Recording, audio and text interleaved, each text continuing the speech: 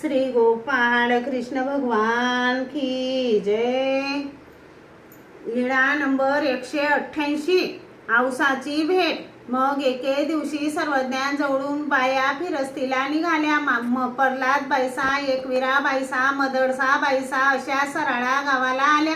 त्या म्हणाल्या, रात्रीला कुठे झोपायचे? तेव्हा आठवले, येथे सर्वज्ञांची औसा आहे, तेथेच झोपू म्हणून औसाच्या गुंफेत आल्या। तेथे राहिल्या। औसाला गणपत आपयणकडून जेवणाचे ताट येत असे। त्या दिवशी आणखीन कुणीतरी ताट वाढून आणले होते। औसाचे जेवण झाले। नंतर गणपत आपयणकडून ताट आले।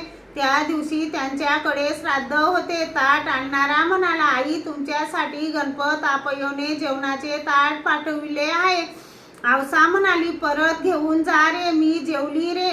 नाही आई, असू द्या म्हणून ताट ठेवले। त्या दिवशी एकादशी। औसा तिघी बायांना म्हणाली, घ्या, जेवा ना, ब्राह्मणाच्या घरचे ताट आहे, कशाला उपाशी राहता? त्यांनी म्हटले, घेऊ की ब्राह्मणा घरचे ताट, आणि औसा तर आमची, असं म्हणून ताट घेतले, जेवल्या आणि हात धुतले, पाणी प्याल्या, ढेकर दिला आणि श्री चक्र धरू म्हणून नाव उच्चारले। औसा म्हणाली, हाय रे, तुम्ही माझ्या श्री चक्र स्वामींच्या रे। चक्रस्वामी काय करतात रे? माझे चक्रस्वामी। अशी तिला सर्वज्ञांची आठवण आली, म्हणून रात्रभर झोप आली नाही।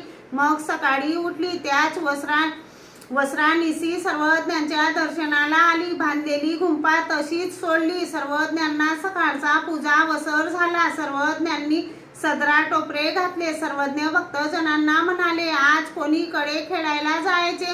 कोणी कोणीकडे म्हणायचे, कोणी कोणीकडे म्हणायचे। सर्वज्ञ म्हणाले, आज आम्ही नायकाला भेटायला पुढे जाऊ हो। म्हणून सर्वज्ञ डोमाईच्या देवळाकडे गेले। भिंतीला दिलेल्या टेकूच्या अंधाराजवळ बसले। तेव्हा औसा आली। सर्वज्ञ म्हणाले, नायकू आला आहे। मग सर्वज्ञ समोर गेले, तेव्हा ती दुःख करू लागली, पाठ मोरी उभी राहिली। सर्वज्ञ म्हणाले, नायका, या, आम्ही तुम्हाला पाठवले होते काय? तुम्हीच स्वतःहून गेल्या।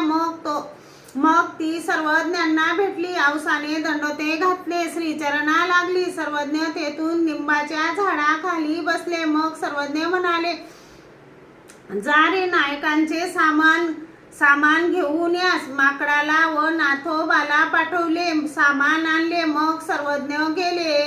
श्री गोपाळ कृष्ण भगवान की जय।